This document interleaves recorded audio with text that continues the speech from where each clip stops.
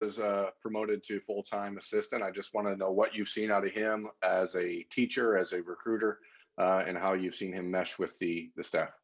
Yeah. Well, first off, it started really when Parker got here.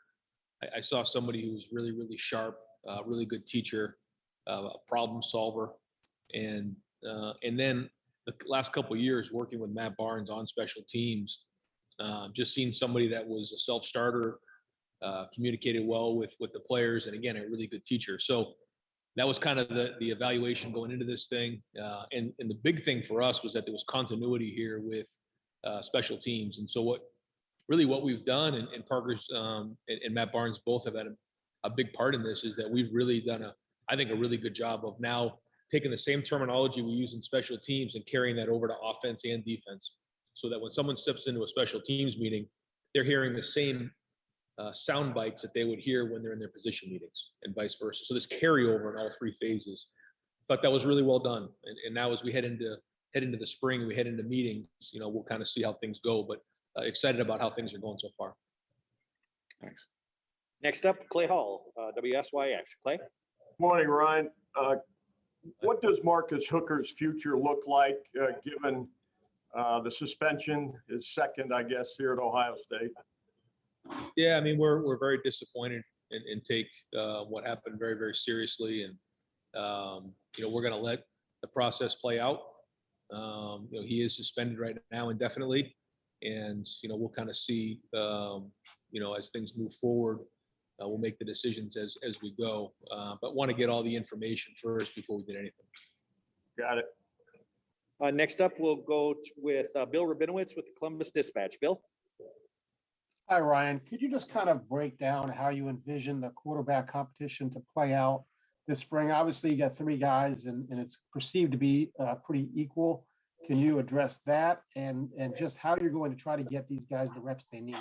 Yeah, well, we're going to try to get as equal amount of reps as we can. We're going to rotate the guys the best we can. We've kind of been through this before. We've had several guys in there, and I think we do as good of a job of anybody of making sure that guys get equal reps and compete. And that's going to happen. I mean, there's going to be a lot of reps to go around. We have a very, large roster right now. We're almost at preseason level roster. I think we're at 112 maybe right now. And so that's a big number. So we're going to be able to get a lot of reps in the spring, which is really exciting. There's a lot of times we're going to be able to get three groups going. We're, 3, 4, even 5 deep at some positions right now. So the good news with that going into the spring is we're going to be able to get a lot of guys reps. If it was a normal spring where we were down at certain positions, you just wouldn't have as many reps in practice. We're expecting to get a lot of reps. So I see these guys getting a lot of reps, splitting them up as equally as possible and letting them compete. But I also think too, the way that I look at it is you have 15 practices in the spring, and then you have preseason. And preseason number 1 is just the next practice of spring. It's just, they're not two separate entities. They're all a lead up into the preseason. So, you'll know when the time is right. We'll know when the time is right, like we have in the past here. But they all have a lot of learning to do. They haven't had a lot of snaps. And to be fair, they need to kind of spend some time in this offense learning. And then as we start to get them in the game situations through the spring and through preseason, we'll have a better idea. Thank you. Yeah. Next up, Tony Girdman with Buckeye Scoop. Tony. Ryan, just a couple of housekeeping things. Have there been any players to depart the program since the winter? And are there players who will be out in the spring that you can tell us who won't be practicing? And then lastly, with vaccinations being allowed for 16 and over in Ohio starting at the end of March, do you have a plan for that? And will vaccinations be required for the team?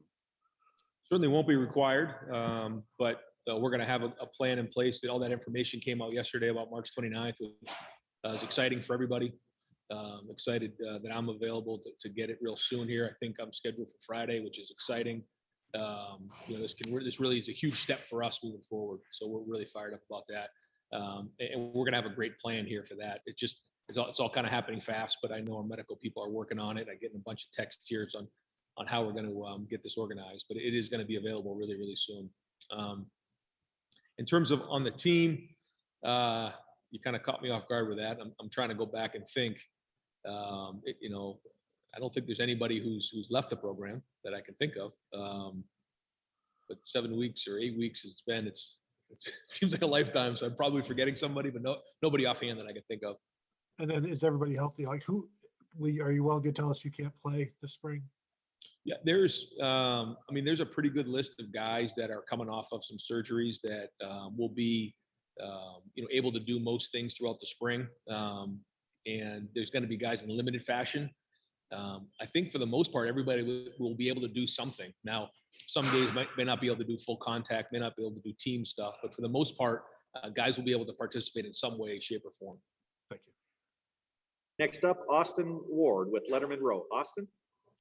Ryan, I know a coach is worried about every position, and you already talked about the quarterbacks, but if you had to pick one more battle that maybe particularly interests you this spring, what position do you kind of have your eye on there?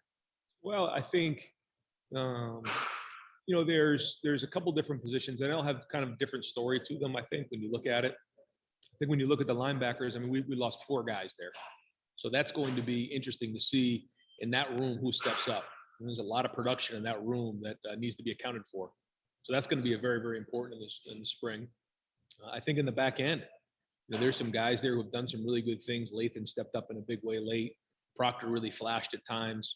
And so there's some guys back there that have done some things, but they weren't as consistent and didn't play or didn't play as much as some of the other guys during the season. And so really want to see how that back end starts to shake out as some new faces get in there. Corner is a big position for us. And so, we have 7 coming back, which is great. But also we need to build some depth there. So there's a lot of young faces back in the back end. I think we're off to a great start in terms of what we're doing. So that'll be exciting. In the offensive line, kind of an interesting, situation there with kind of some, we lose Josh and we lose Wyatt. Those are 2 big losses inside. So that battle will be fun to watch. And then the other one that's really, to me, very, very important is at tight end. Ruck is coming back and he's going to do some great things for us. Excited about that. But losing Luke Farrell, he was probably one of the more, underappreciated guys in his time here. He did a lot of things for us. And so that second tight end in the game is going to be important for us. And finding out who that is and let that competition play out will be critical. Next up, Dave Biddle with 24/7 Sports. Dave? Hi, Ryan. Thanks for doing this. It's good to see you.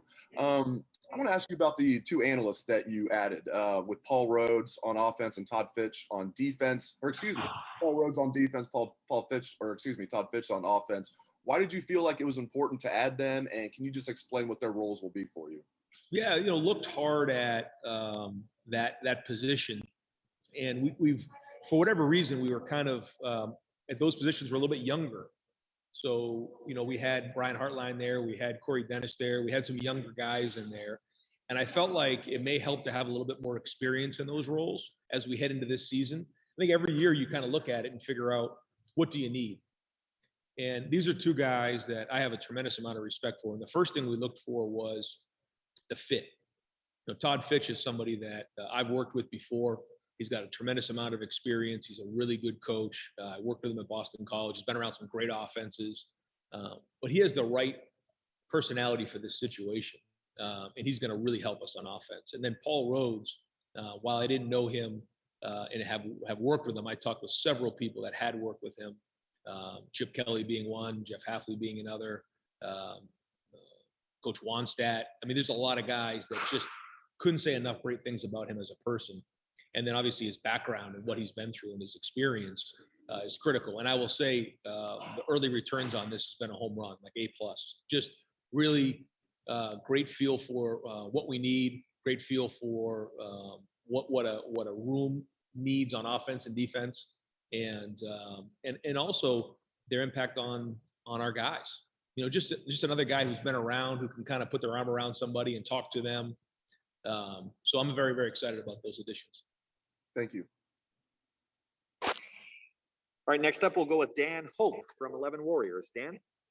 Hey, Ryan, you talked a lot about, the reps that your guys lost last year. Just in terms of this spring, are there any ways in which you're structuring this spring differently so that guys can get maybe more reps than they normally would?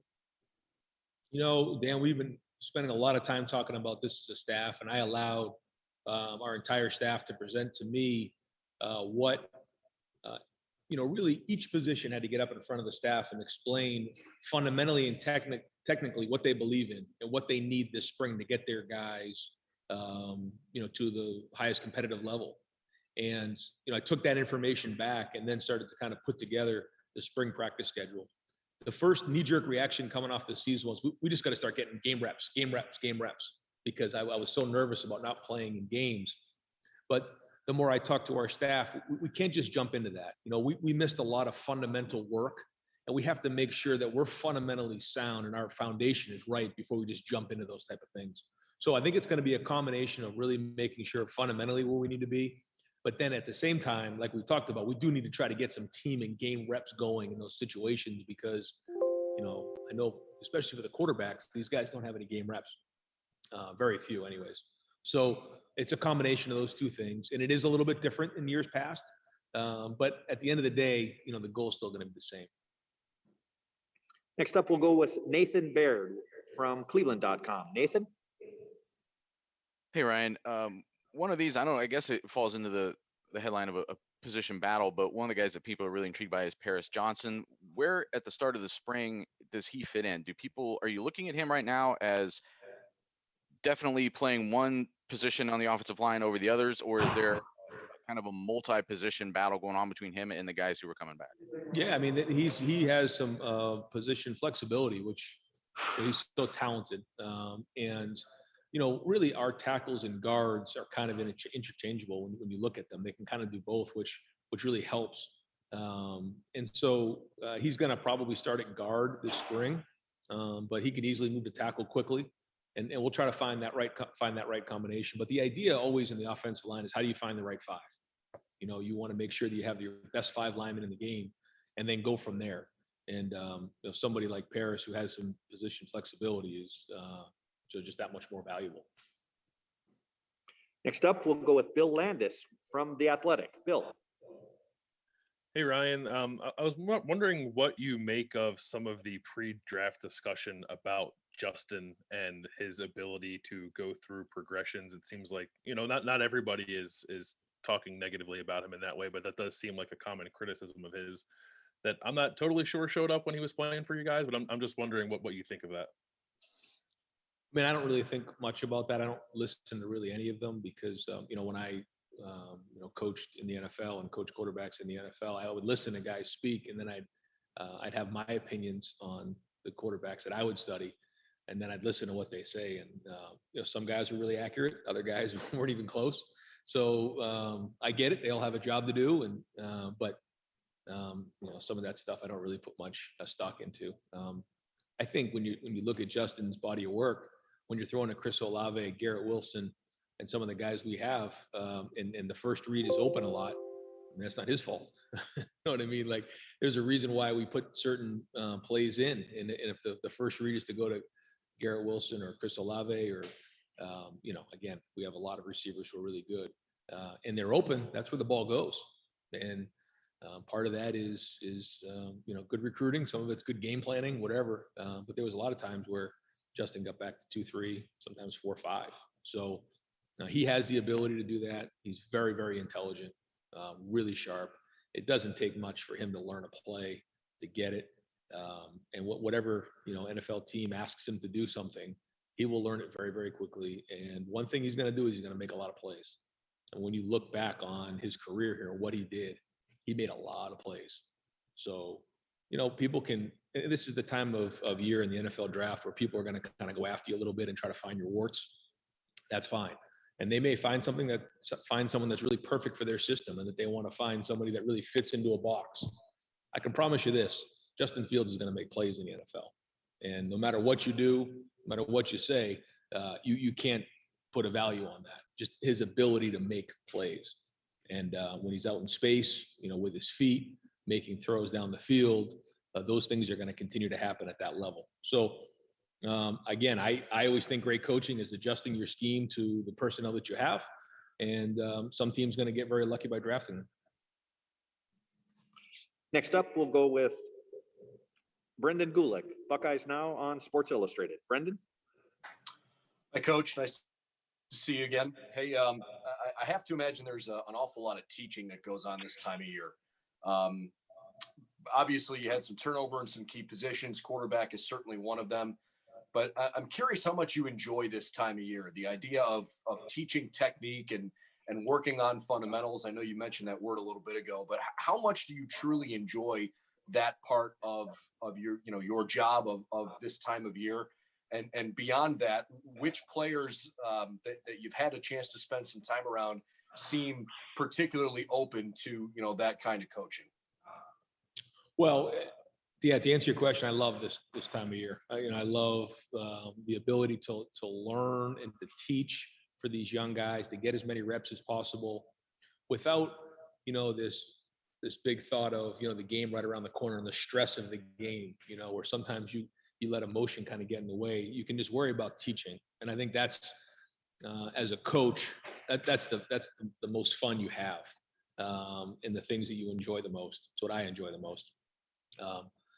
Some guys have had great off seasons so far. One guy that sticks out for sure, especially on defense, is Zach Harrison. I think that the work he's put in during this off season, his body's already changing, his work ethic's off the chart. He's leading, he's in front of things. I mean, he just looks different. And hats off to him to a great off season. He just has a different look in his eye. There's several guys who are like that, but he sticks out for sure. Next up, we'll go with Tim May with the Tim May Podcast. Tim? Yeah, can you hear me okay? Gotcha. I just got my second COVID shot, so I'm a little shaky. Hey, Ryan, just real quick, how do you and Corey, I don't know if split up is the right word, but how do y'all handle the tutoring of the quarterbacks, especially going into the spring? And number two, are these guys, no matter how much they played, are they farther ahead than quarterbacks you ran into 8-10 years ago, just because of systems maybe they're coming out of just a 7-on-7 proliferation? Just sort of what's your reaction to that? Yeah, I mean, Corey runs the meetings, and I'm, certainly a big part of that. But at the end of the day, he's coaching the quarterbacks, and I'm right there in practice with those guys, and we try to. We got a lot of work to do this spring, so we try to divide and conquer. But I think offenses are much further along, and I also think that quarterbacks are further along, if that makes sense. I think that what we ask of these guys nowadays is much more than we asked 10 years ago. So I think it's all relative, but I do think there's an opportunity for young guys to come in and play a little bit earlier than maybe, like you said, 10 to 15 years ago. But I also think the landscape of college football has changed a lot. I know I've looked at things a lot different, going through my experience with Dwayne and with Justin, is you put so much work into these guys, and how many games are you actually getting out of them, in terms of on the field? Dwayne, you got 1 year. Justin, you get kind of a year and a half, whatever last year was. And so I'm excited about having somebody, for at least 2 years, possibly 3 years, because I think that is huge, when you have an experienced quarterback. Now, with that comes working through the growing pains.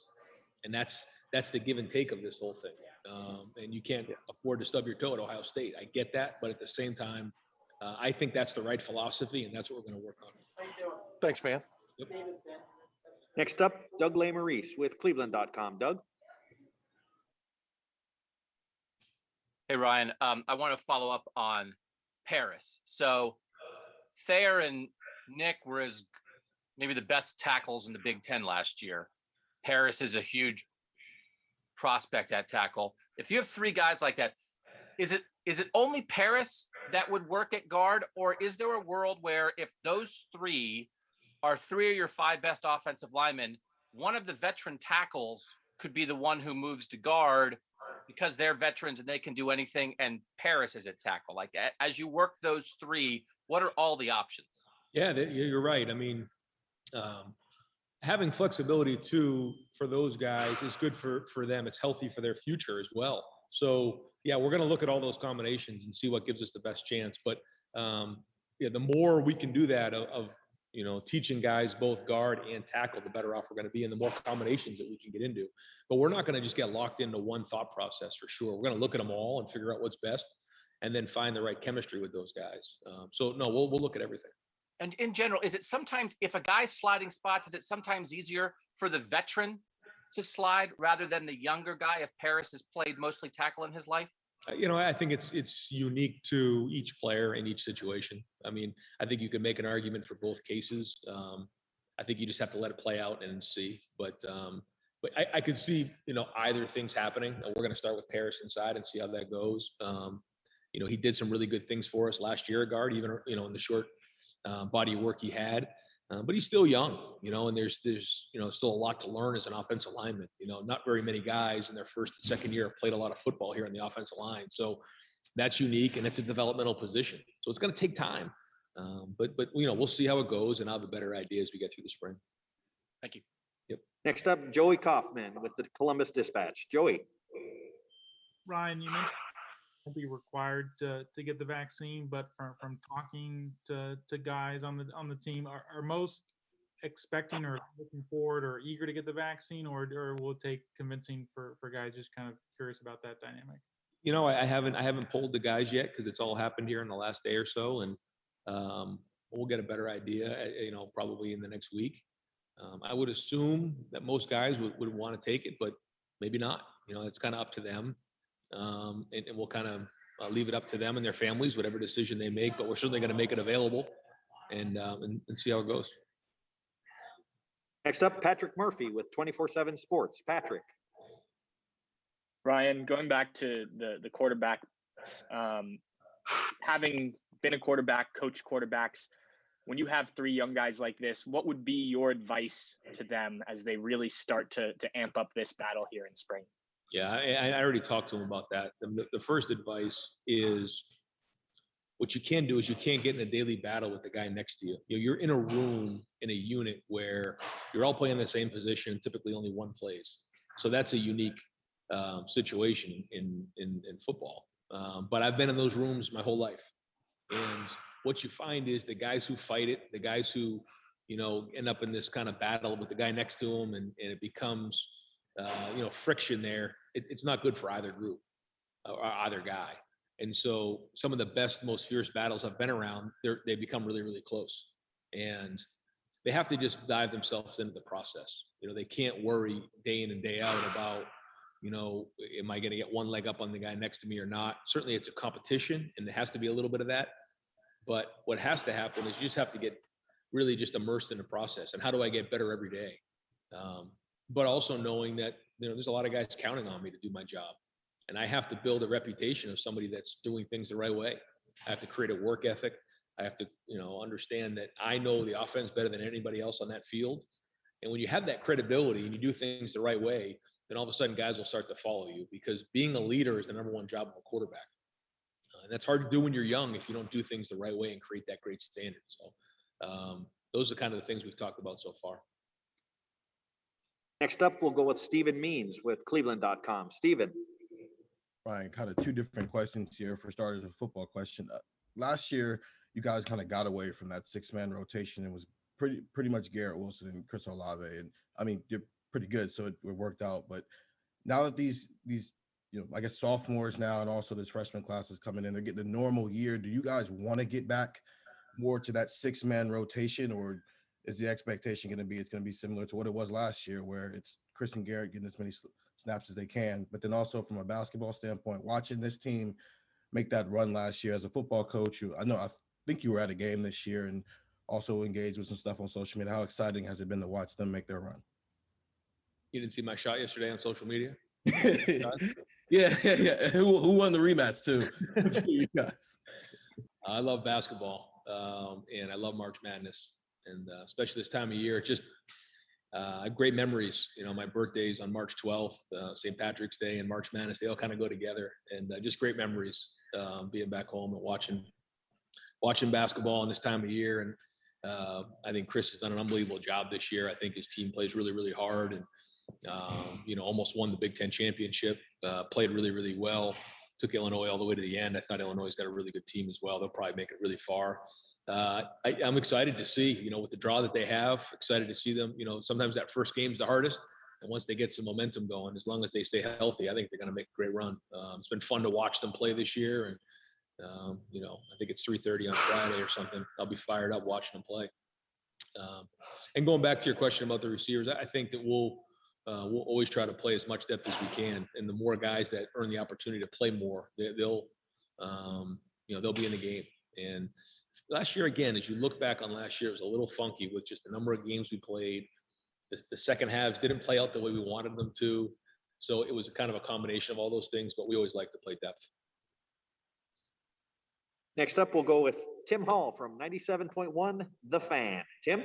Happy birthday last week, by the way, Ryan. And I was just wondering, you talk about the tournament there, how much time you've had to reflect. When we saw you on these Zooms last season, just seemed like such a mental and emotional grind, because it was obviously with the cancellations. But are you allowing yourself to get that full-on excitement with the possibilities of a full year? Fans are coming back, sports are bringing everything back right now. How do you view all that? I'm getting there. I mean, it was like taking a punch last week when we had to shut down for a little while because we started getting more, and it was like, oh my gosh, here we go again. But we got back in here this week. We're starting to get going again. We got practice on Friday. The news about being able to have the vaccine here by the end of the month was huge. And so because of that, yeah, starting to see the light at the end of the tunnel here, starting to get some excitement going again. Our guys have been into it. I think they've had a really good 7 weeks of training. The attitudes have been excellent. And again, not like nothing's perfect. I think we have a great group, a great culture. There's still things that we need to work on. There's still mistakes that people make, but we're in a good place right now, and it's exciting moving forward in the future. Excited about our young players, excited about some of the guys who have now stepped into some upperclassmen roles playing. And to think that we could get some fans back going and run out of that tunnel with at least some fans in the stands, hopefully a full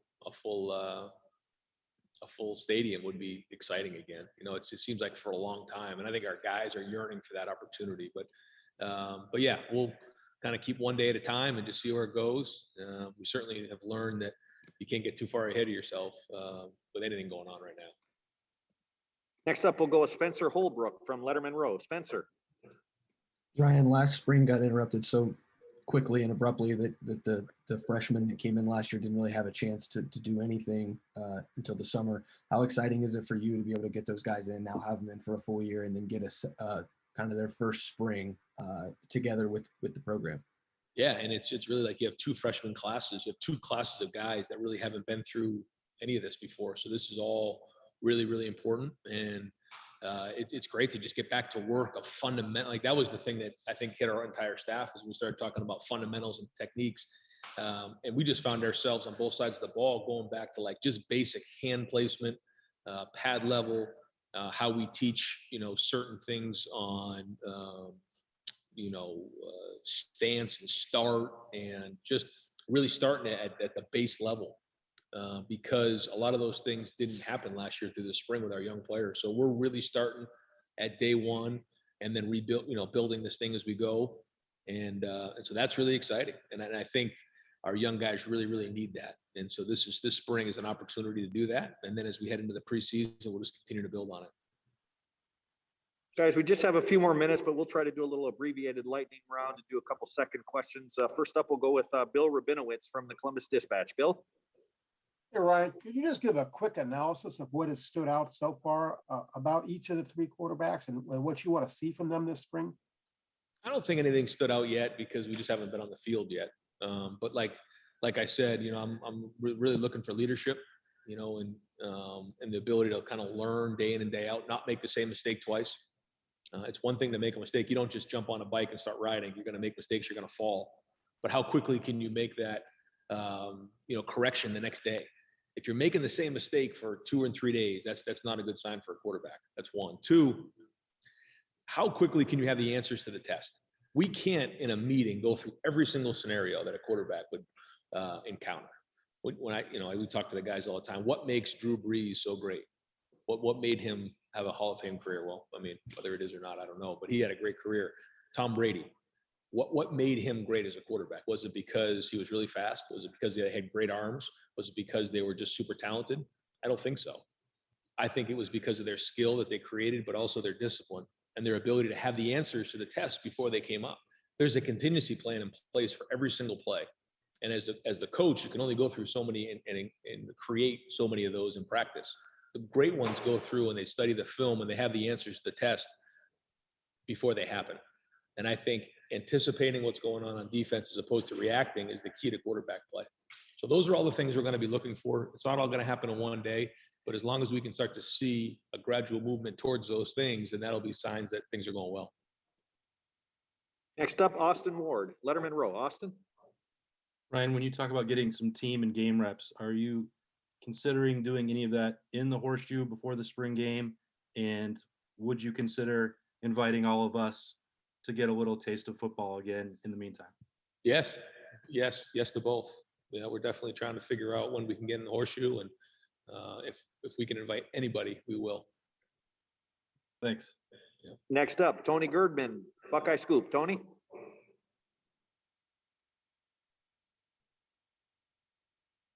All right, I'm going to go on. He's on there. Okay, sorry. Thanks, Ryan. What absolutely has to happen for you guys this spring? Like the number one thing?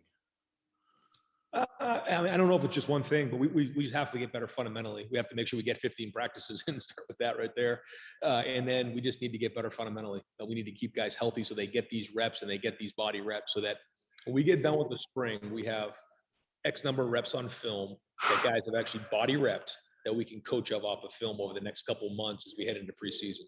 You know, if somebody gets hurt or somebody misses those reps or we lose a couple of days because of COVID or whatever that is, that would be detrimental.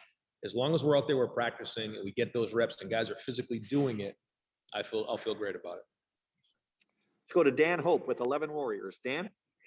Hey, Ryan, obviously you guys lost a lot of leaders from last year. Just curious, in winter workouts, are there any guys that you've really seen step up and take on that leadership mantle?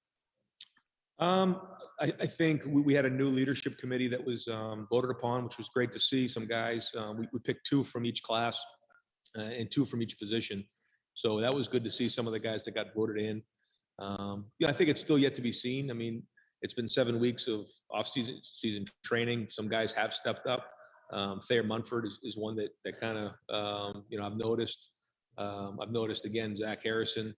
I'm probably forgetting some others, but yeah, I think as time goes on, those guys will start to, find their voice even more and step up. And some of them are guys that maybe haven't played as much. And sometimes when they start to play more, they start to feel a little bit different way about themselves and they get more confidence to be a leader. But we have some great candidates, and I'll be surprised if we don't have a real good group of them as we head, probably towards the end of spring. Just have a few more minutes, folks. Next up, Nathan Baird with Cleveland.com. Nathan? Yeah, Ryan, wanted to follow up on, I think it was Tony that asked early on about the injuries and things, just because these guys factor in so big for you in the secondary. But Cam Brown, how much will he be able to participate this spring? And then also Court Williams, where is he as far as coming back from the knee? And I guess more importantly, where is he as far as where you see him fitting in positionally, or is he still kind of up in the air there? No, I mean, we have a good place, I think, for Court and what we're doing. We got a really good spot for him in terms of a safety position. He'll probably be able to do some individual towards the end of spring practice, and the same thing with Cam Brown. We'll probably get him going with some individual, towards the end of spring. But it'll kind of depend on how much they're able to handle over the next month. But they won't be in terms of contact drills anything until we get to the preseason. Next up, we'll go with Bill Landis from The Athletic. Bill? Ryan, I'm just wondering the impact of keeping Al Washington on your staff. I know there was a kind of a public thing with Tennessee going on there. Just what did you make of how that process played out, and what do you think of being able to keep him? Well, I'll be blunt, and I share this. I didn't really appreciate the fact that it was public and how that all went down. However, I love Al. I've always have. He and I go back a long, long ways. He's like a brother to me, and I always want Al to have great opportunities. That's why he came back here. We talked about that when he came here, is that I want Al to be a coordinator and be a head coach someday. And so he's going to always have great opportunities. And this was just one of those opportunities. And obviously glad he's here. And so are the guys on the team. And our final question today with Coach Day will go with Clay Hall, WSYX. Clay? Coach, your basketball ability was so evident yesterday on social media. I'm wondering, was it your handles? Was it your shot? Was it your defense that made you such a prolific player? It was probably my ups. You know, I dunk a lot, and out in the fast break now, it was definitely shooting, and we had a couple of good big men inside, so that would draw double teams, and so that I could space out the floor, and I'd make a few shots here and there. So did you ever consider taking that further instead of football? Yeah. Really? Yeah. I considered possibly playing both at some of the schools that I was being recruited at. I probably wouldn't have been just a scholarship basketball player, that's for sure. But I probably could have been on a couple teams, run around, make a few shots, bang into some people, start a few fights or whatever. That's kind of how it went down back then. Are you the reigning champion then in the pickup game at the Woody?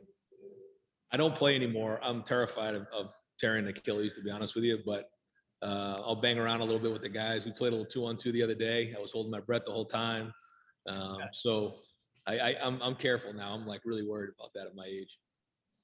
Coach, I'm sorry. I got one more guy that needs to ask a question. We'll go to Dave Biddle with 24/7 Sports. Last one. Dave? Thank you, Jerry. Ryan, I want to ask about the running back competition. That's another very intriguing battle, I would think. All 6 guys are here going to be competing during spring ball. What's your view on the running backs right now? And do you feel like you'll have a good idea of the pecking order coming out of spring? I hope so. A lot of talent there, a lot of guys. And we're going to give them great opportunity. They're going to have opportunity this spring. But yeah, it's exciting to see those guys compete. And I don't really know, to be honest with you, how that's all going to shake out. There's some really good players there. And, if there's some things that we look at that maybe there's 2 running backs deserve to be in the game at the same time, we'll do that. A lot of them have different skill sets. So we'll shake that out. But that's the fun part that I'm looking forward to kind of going and building as we go through the spring. Thank you. Appreciate it. Hey, Jerry.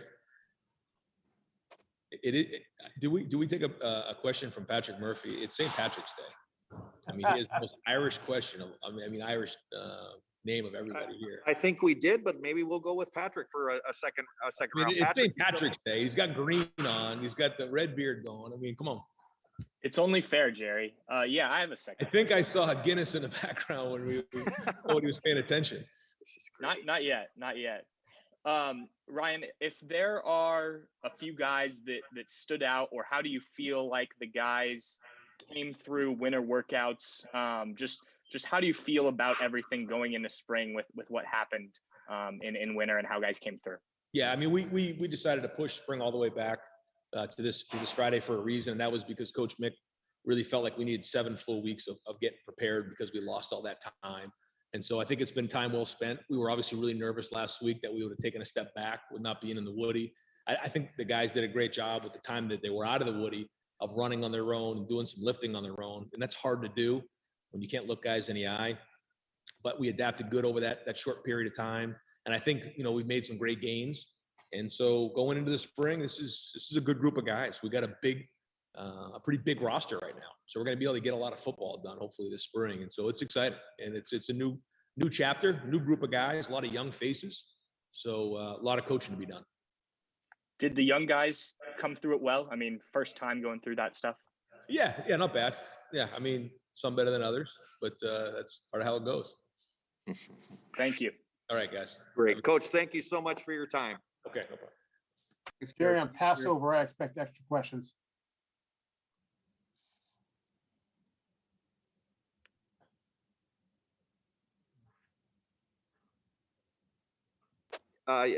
Duly noted there, Bill.